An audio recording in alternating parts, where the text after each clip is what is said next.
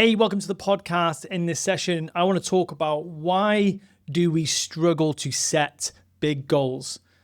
Why do we struggle to set a goal that is big, scary, audacious? Why do we sometimes shrink to goals that are just a little bit below what we're capable of? Why do we say that story, I'm okay where I'm at? Why do we say that story that I'm okay if I don't really achieve much more in my life? I've heard that so many times from clients. Why do we say that? And what I want to give you are three really, really powerful frames to understand what needs to be in place to set goals that really transform your life. They transform you, they transform your story, they improve the experiences that you have, and they increase the amount of income and impact that you can achieve. And in understanding these three frames, you'll be able to carefully select what kind of development that you might want to put in your own career or your life or your business. Because when you understand these three frames, you really start to come from a different place when you start to choose how you develop yourself. At least I did anyway. So that's why I really wanted to share that with you. So I'm going to start with just sharing my experience as a coach when I'm working with a group of people or one-on-one. I often sit and I'll ask somebody what is their 10x goal, their exponential goal, whatever you want to call it, their North Star goal. And I'm met with this confusion, frustration. I can almost feel it in that conversation that I'm having. It's almost as if, who am I to have this big goal? I'm not good enough to have this goal. I've never set a big goal before or a 10x goal before, so why would it work now? And I can feel this resistance, and I've always been very curious about that resistance. I've always wanted to understand what is going on as to why somebody would not even vocalize a big goal. And it's not just a once every so often experience. It's every time I have a group of people that I work with. So if you just a bit of context, every single month I run a mastermind in Dubai where people come in and they set goals, and so there's 15 to 20 people in the room, and a big part of the day is actually clarifying your big goal. Now, in my experience of doing this with rooms across the last 15 years, I've always seen this resistance. And now I understand what is going on. And there's three really important things that we need to pay attention to. And I'm going to go through each of these three, and I'm going to walk you through some of the really important parts that you can pay attention to so that you can shift and so you can have bigger goals. The first one is exposure. And exposure is being exposed to higher levels of experience, higher levels of life, deeper conversations, deeper connections, much bigger feelings. If you've never really experienced these things, you're never going to strive for them. There's a really great saying, which is you can't be what you can't see. Well, actually go a little bit deeper. You can never strive for what you've never experienced. If you've never experienced what it's like to put on a designer jacket that costs hundreds of pounds, thousands of pounds, why would you even strive for that? You just got no idea about how that would make you feel. Recently, we drove a Tesla for the week, and just finishing it today, actually. And I never would have thought that that's really a car that I would have wanted until I experienced it. I was driving it around for the week thinking, hang on a second, this is really something that would really help my life, because we live in Dubai. You can do things like cool the car before you get in and all these helpful things. Like, oh my gosh, that this would be actually really helpful. I experienced it. And equally, when I've done deep work with clients and on my own, and I've gone out to retreats, I've experienced levels of emotion, feeling, depth, love that if I would never have experienced that, I would never know to strive for those kind of experiences that create that depth of connection and feeling. And this is the problem we often have. We live in a very, very sheltered life because we don't want to experience things like pain and sadness and fear. We then can't experience the ecstasy, the joy, the gratitude. And what we do is, like a good friend of mine, Matt, has a really good analogy for this, is that we live in a very, very short swing of a pendulum. Because we can't put it fully one way towards pain and sadness and grief and all the uncomfortable emotions, we can't swing it back the other way where we experience ecstasy, joy, all those kind of feelings as well. So what happens is we don't get exposed to that full range of emotions. Abraham Maslow said that you have to experience it all. And so what exposure does is it gives us reference point for what we want to strive for, what we want to create in our lives. And if you think about, actually, I'm going to share my experience of this. I come from North Wales. It's a very, very rural place in the world. It's beautiful, really, really small town called Llandudno. There weren't many really high performing entrepreneurs that I could access. There's obviously some there, but I couldn't access them. And in my family, there were no entrepreneurs. There was not a single person I can point to in my family that was an entrepreneur. And nor was there anyone who had incredible business success and built a community like I did. So what I had to do is I had to go and find mentors, coaches. I had to read books for references, for exposure to what was possible. And a big part of my story is I came from this place which was kind of like a very small fishbowl, and I left and came to Dubai. And in leaving Conway, North Wales, and coming to Dubai, what I've done is I've changed my exposure. I'm seeing levels of wealth, opulence, success, luxury that I never thought I would get to experience. I actually never even thought I needed it. But in experiencing it, I'm like, wow, this is so cool. And my kids have done so many cool experiences that what it does is it galvanizes what's possible for them. And this is a huge part of exposure. Exposure is peak experiences. And there's a reason, I look back on my coaching, and I've always done deep dive experiences where I call it experiential coaching. And somebody comes and works with me and I take them on an experience. And often it's an experience which is a peak experience where I will challenge them. I will help them push through a fear or a worry or do something that they didn't think they were capable of doing. Usually it's using their body, it's high state, it's scary. I've done all things from climbing mountains, going to the velodrome, to going up tall buildings, jumping out of planes, all different types of things, free diving. But what that peak experience does is it stretches their mind. And there's a saying that a mind that is stretched can no longer go back to its old dimensions. And what happens is when we have these peak experiences, it stretches what we believe is possible. And that's what's so helpful when it comes to setting goals. Because if you think about that, if you go and experience something, it stretches your mind. When you go back to your old life, you're like, right, okay, I've got a new ceiling, but I also need to raise my floor. And so what a big part of you setting goals is choosing to have peak experiences. And peak experiences are often things that are scary, they push you, they desire a new level of yourself. It also challenges a narrative about yourself. Like I'm not somebody who can cope with heights. I'm not someone who can cope with going in underwater. I'm not someone who could do something scary or dangerous. I recently went on a trip with a group of guys to Slovenia, and one of the guys, he overcame his fear. Whilst we were going down a canyon, he told us, like, I'm not the kind of guy that does this. I'm not the kind of guy that does this. I don't do these kind of things.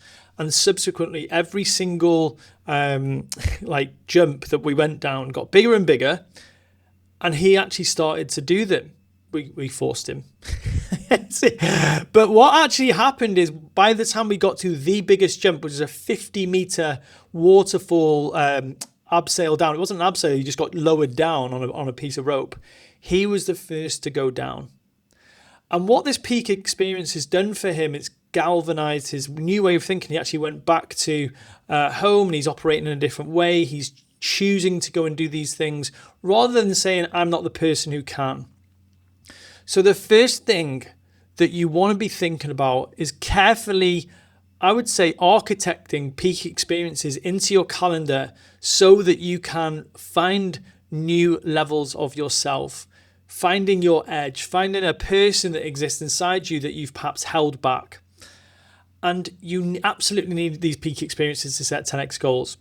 And what's really exciting is this is what I've been doing on the deep dive for many years, and I'm watching people have these experiences and then go home and transform their life. It's not just happen on occasion. It's 80% of the clients that have been on the deep dive have gone and done this exact thing. Okay, so that's the first thing. So exposure. You can't be what you can't see. You can't strive to experience what you've never experienced. Even if you just have to think about this, like even levels of vulnerability that you expose yourself to, and it's safe, and you feel good afterwards, and you feel complete, you feel like you've really challenged yourself emotionally. That's important, because if you don't expose yourself to those feelings and be courageous and do those things, you'll always live in such a narrow band of experience. The second one is desire, and our desire is trained by our experiences. If you think, I'm going to share again my experience. I came from a family that we didn't have much money. We had lots of love. We had lots of nature. We could go out and do cool things in the woods next to our house all the time. Never really wanted for anything, because one of the narratives was we didn't need anything. We didn't need fancy cars. We didn't need fancy holidays. We had so much already. And I actually really believe that. I really did come from a place of abundance. Everything I needed was in the woodland next door, and which helped a lot as we grew up. Because if you think about it, my mum, single mum, 3 kids, it really helped us grow up in a place where we felt supported, loved, abundant. But it hasn't helped me when it's come to grow a business, because I didn't need more. I didn't need or want more. I was like, everything I've got is exactly what I need.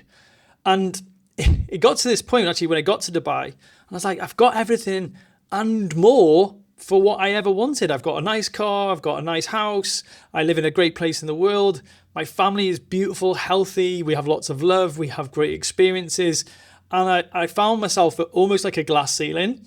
And a good friend of mine, who's a fantastic coach, she just said to me, Ben, you need to learn to want more.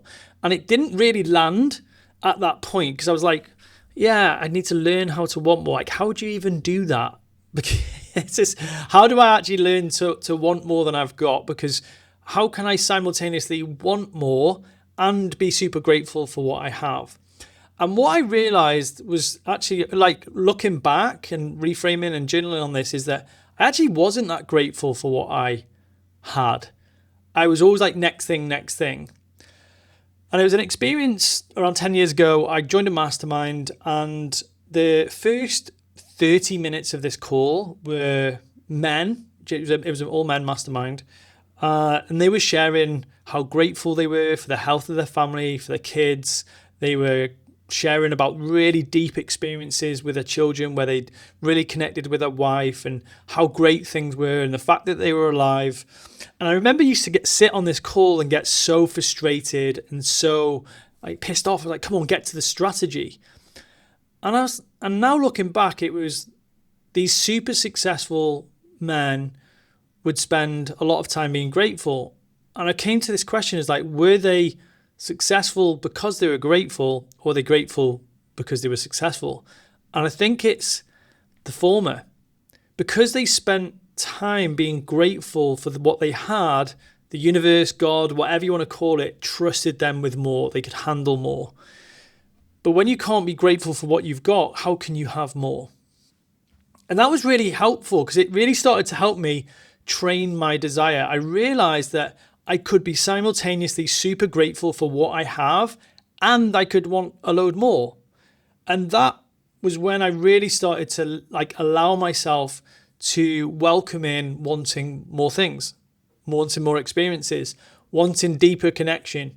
So to pre-frame, wanting more doesn't necessarily mean wanting more excess, more things, more stuff, because stuff doesn't make you happy. Experiences do, and connection does.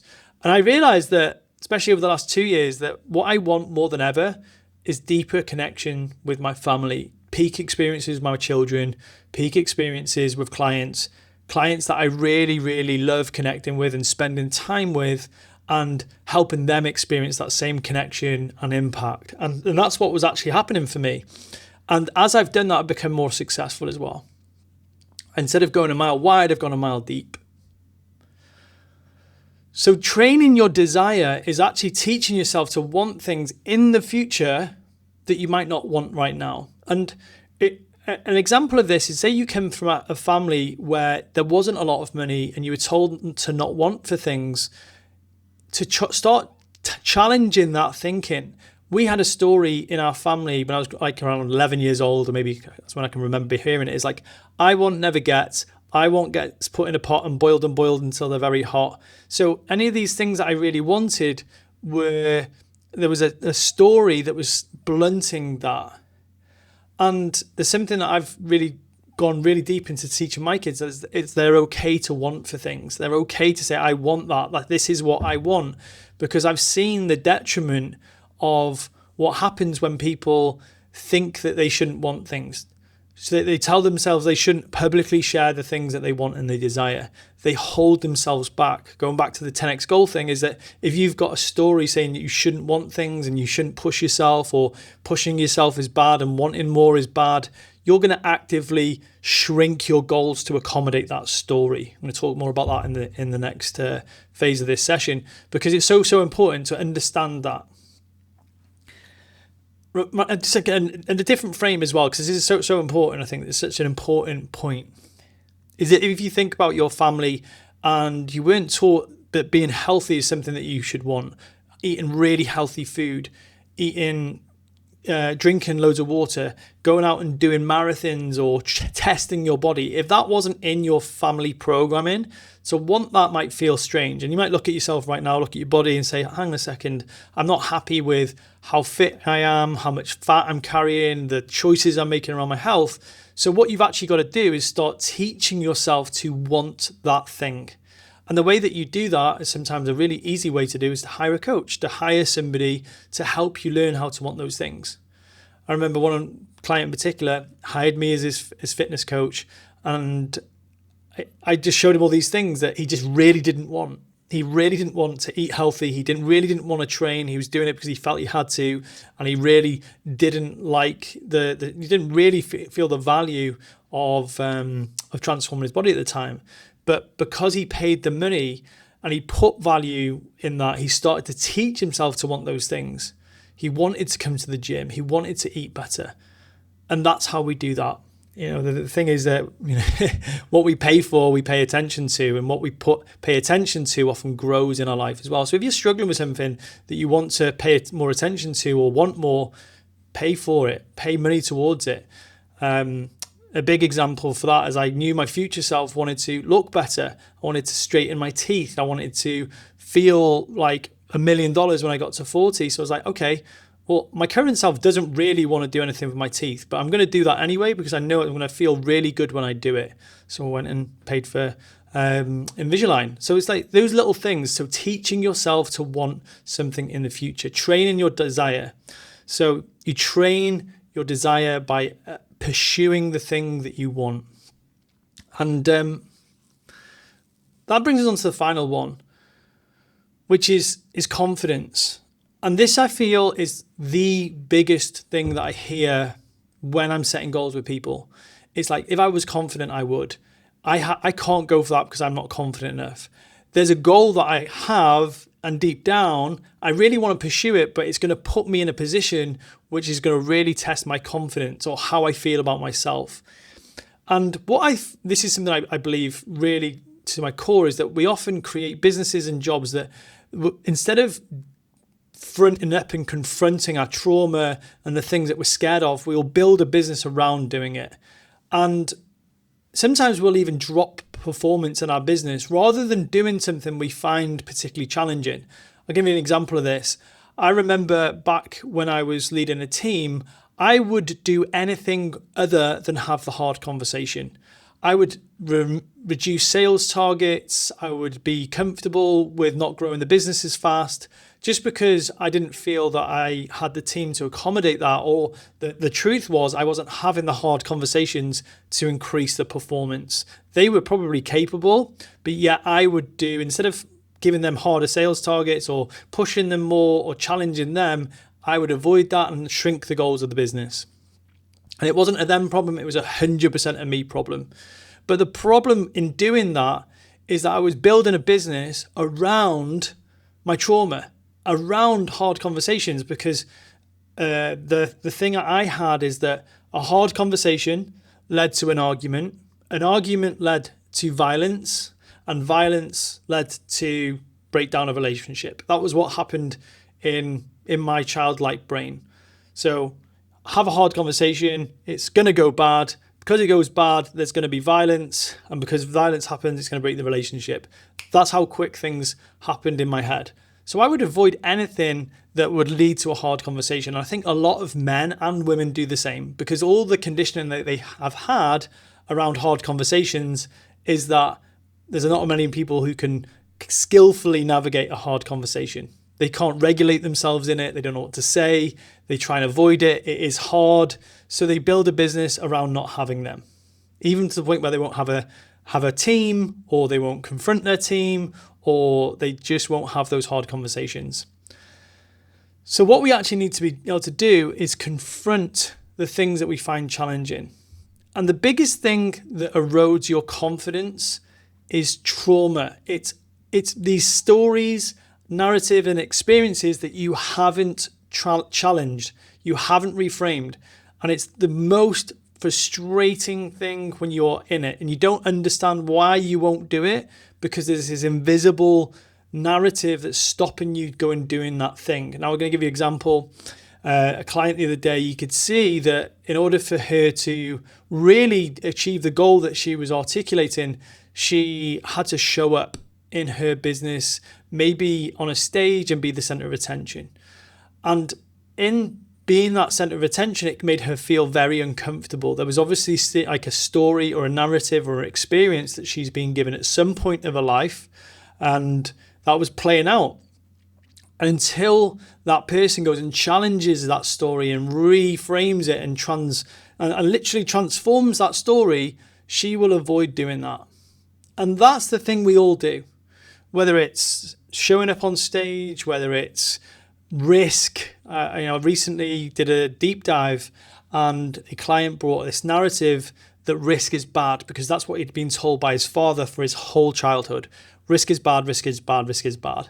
So what's that going to do for his confidence? This narrative, this contractive narrative is being told to him for his whole childhood. Don't risk, just play it safe, work hard, get to retirement, and then you're going to be okay.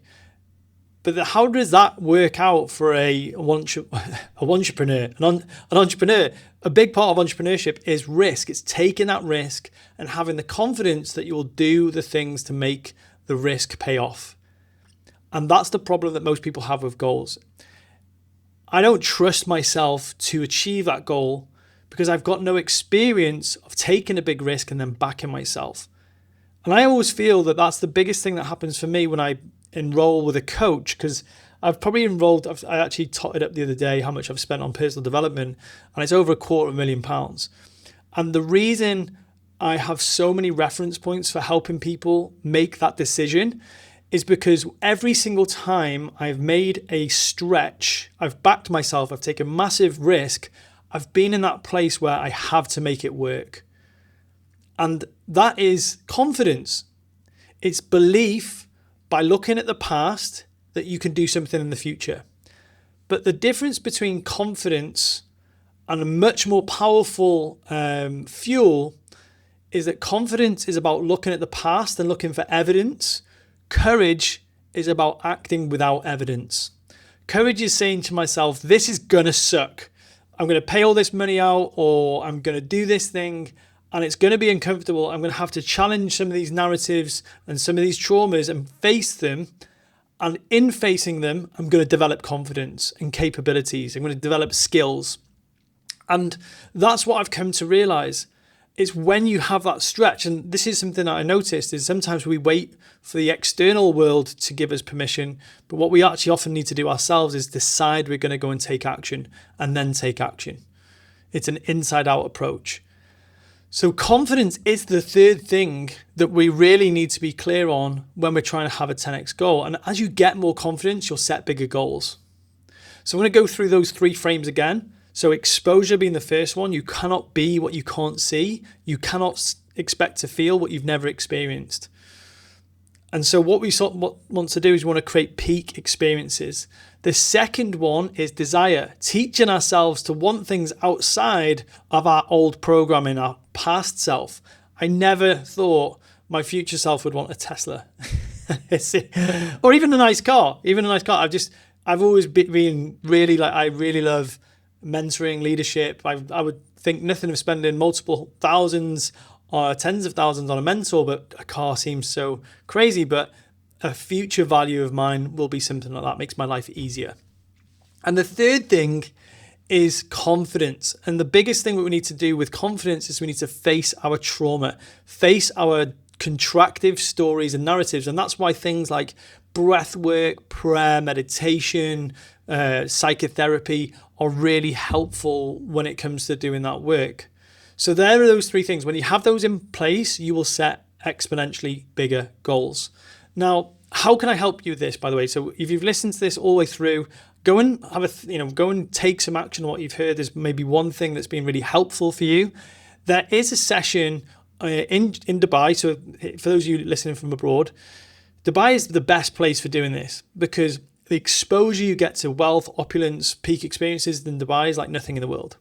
The second thing is that it teaches you to want more because you can see it everywhere, people wanting and achieving. And the third thing is that I help you create an experience that really helps you confront some of the stories and narratives that have been holding you back. This 2-day experience is called the Immersion. It's an immersive experience in Dubai. It's live. And I'm going to put the link to the page in the video, the attachment to this video. Go and take a look at it. It's so transformational. Every single person that's been on the Immersion, they've gone back, they've set bigger goals, they've had massive breakthroughs, they've transformed themselves and their business. I'm going to tell you a quick story about Chris before we finish. Chris came over from Anglesey. He is an incredible entrepreneur. He was doing multiple six figures when he came to me. And the biggest issue is that he's from Anglesey. It's just like he didn't have that exposure. And we came up with a strategy which was going to take him from low six figures to high six figures. And he was ready, but there was something not clicking. He flew out to Dubai in early April, did the 2-day immersion, went back, took action, and achieved more than he ever thought capable by making power moves, by making really bold, courageous moves in his business, which transformed his business. And what was great about that, it was from doing these three things I've talked about, he exposed himself to a new level of success and wealth and opportunity. The second thing he did was he taught himself, was like, actually, he was in the same position as me. He had more than he ever thought he was ever going to have. But then it was like, okay, now I can teach myself to want more. And the third thing he did is he did some really, really deep breath work and faced some of the challenges and stories that were holding him back. And this was instant. So as soon as he went home and took action. I've seen this in all different types of arenas, parenting, I've seen it in business, I've seen it in relationship, all different kinds of things. It's so powerful.